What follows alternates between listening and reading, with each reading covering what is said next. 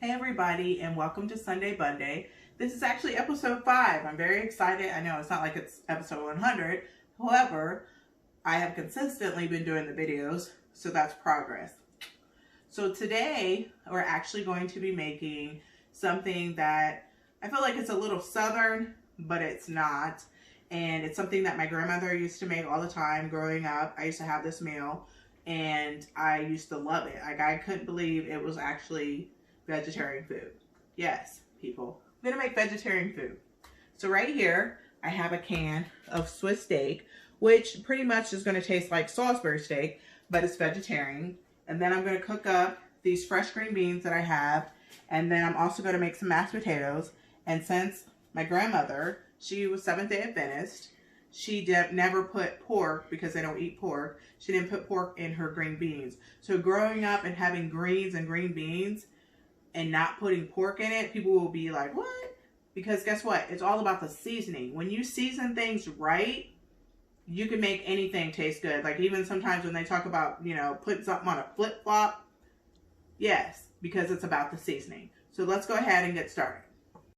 So we have some water boiling here. Not too much, about 2 cups of water. And we're just gonna add our green beans and let them cook down. Plus, as you let them cook down, you don't have to worry about so much water and straining it out later, because some of the water is going to reduce down and you want to keep some of the water to add the other ingredients too. So we're just going to let this cook down and we're going to come back to that later. Okay, so I have some onions cooked up. I'm not going to use all of them because I'm going to put them in my steaks as well. But just a little bit of onion I'm going to cook up for my green beans and get those cooked down. And I'm going to add a little bit of salt, a little bit of pepper, and as you can see over here, I have my green beans boiling. I'm actually going to reduce the heat and down to about a 2 to a low and let those just kind of cook there. I didn't add any salt to my water because of all the other seasonings that I'm going to put in it. So my onions are pretty much done, and I've added 2 tablespoons of butter. I'm gonna throw on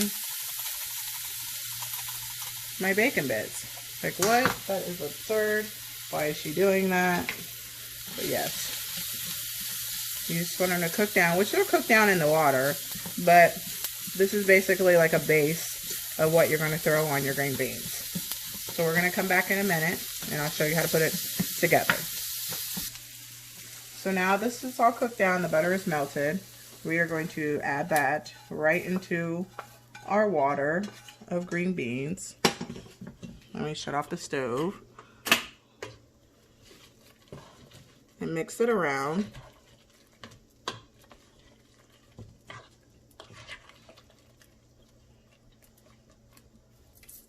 So now we have some better than bouillon roasted beef base that we're going to add to this. I'm going to take a spoon of that, drop it down in there, and then we're going to mix it up, and then just add a little bit of pepper, not too much,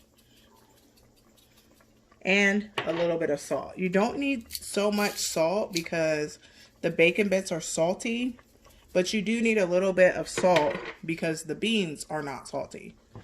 So you're just going to mix it up. And we're going to let it cook down. And then we'll come back and check on them.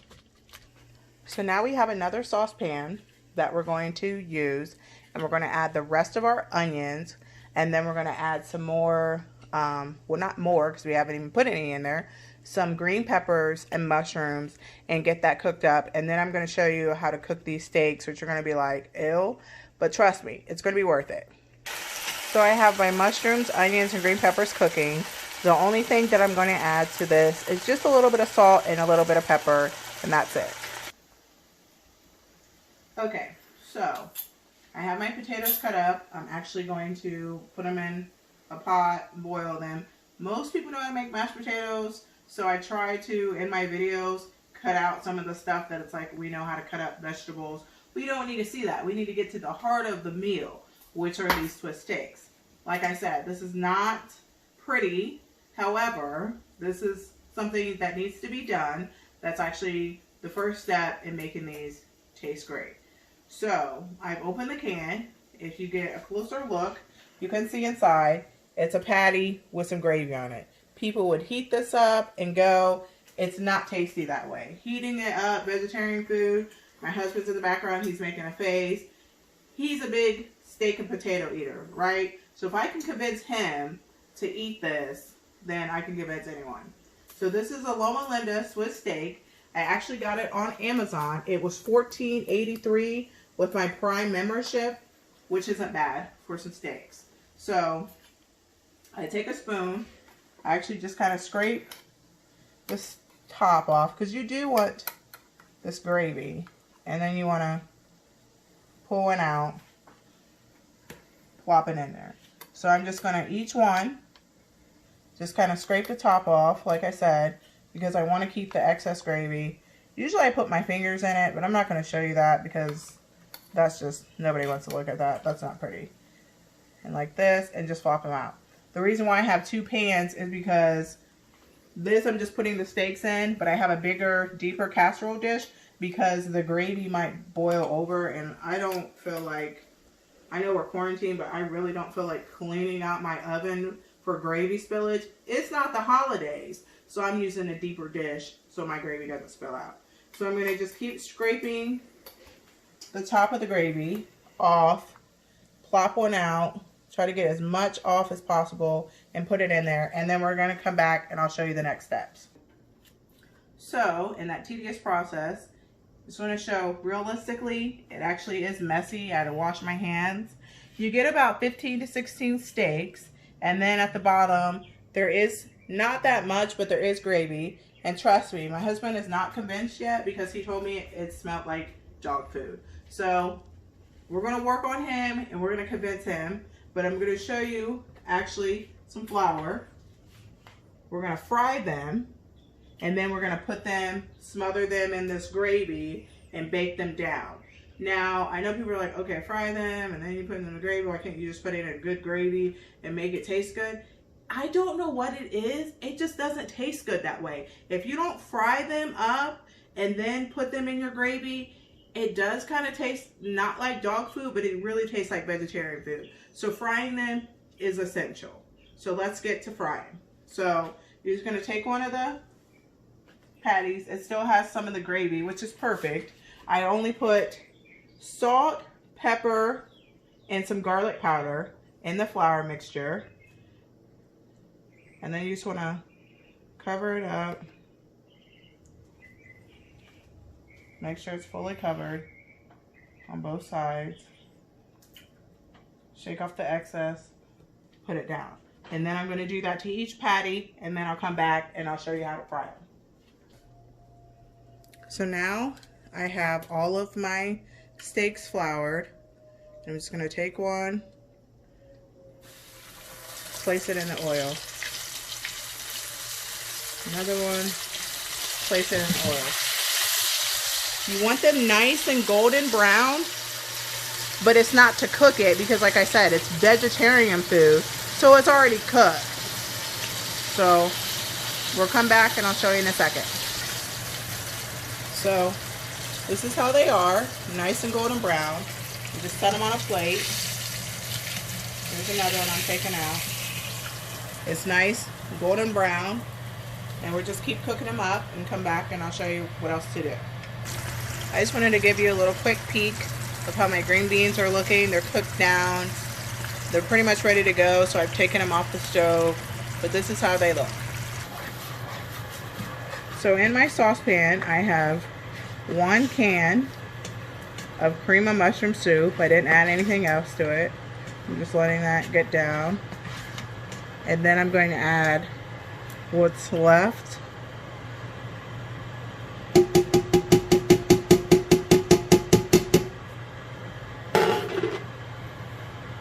of the can of Swiss steak. I'm going to mix it around,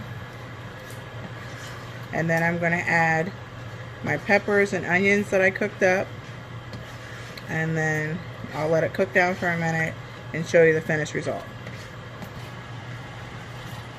So our sauce is thick, so we want to add some beef broth to that.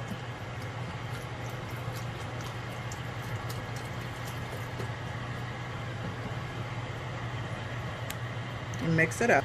So now I'm mixing, after I mixed it up, I'm adding some beef bouillon.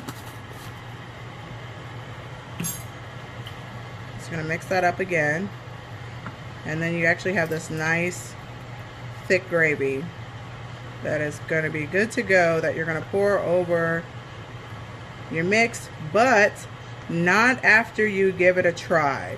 So you need to give it a try, see if it's to your liking, and make sure it's good to go. It's always important when you're making stuff. See this gravy? You notice the thick consistency because it's sticking to your spoon.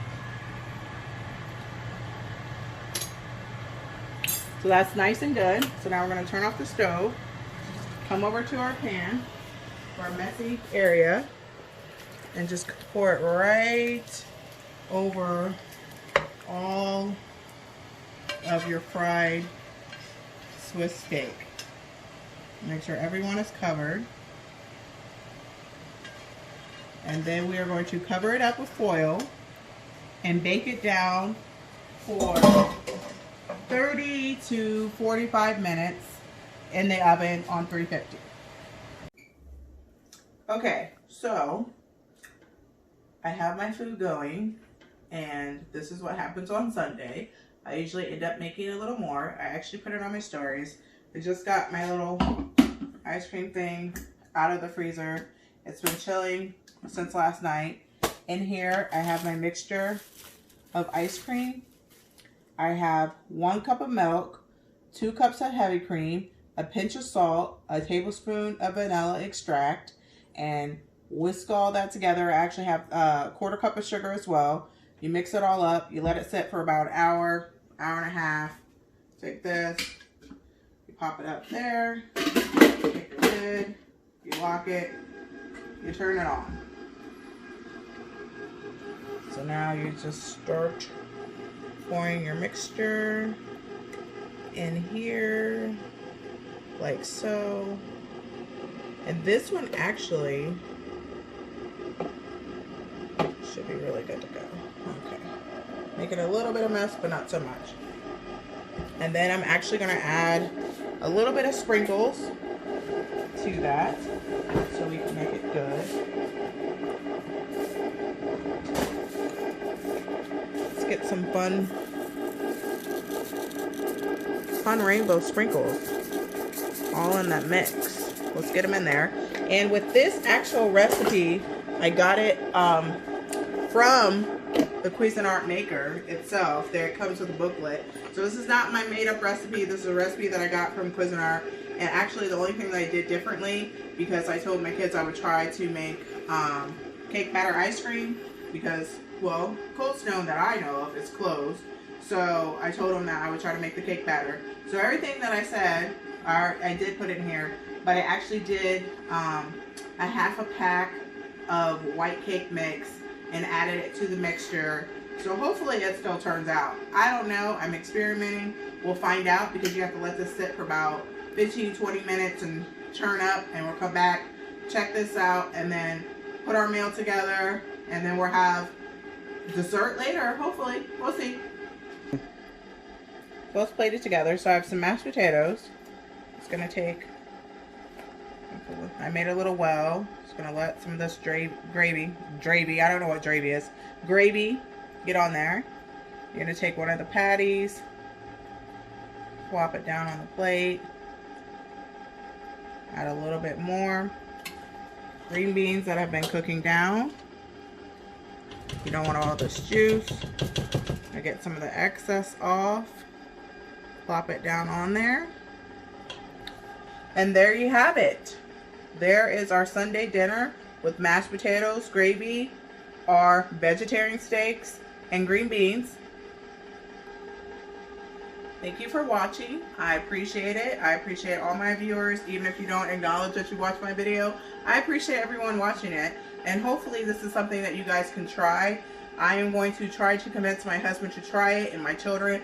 I've never actually made this at home. I've always made it for my grandfather while he was in Florida. So they've never actually experienced it. They've heard me talk about it. So I'm going to pretend this is Swiss steak, not vegetarian style, and we'll see how they like it. Thanks again. See you guys next time. Bye. So now it's been about 17 minutes. My ice cream's nice and thick.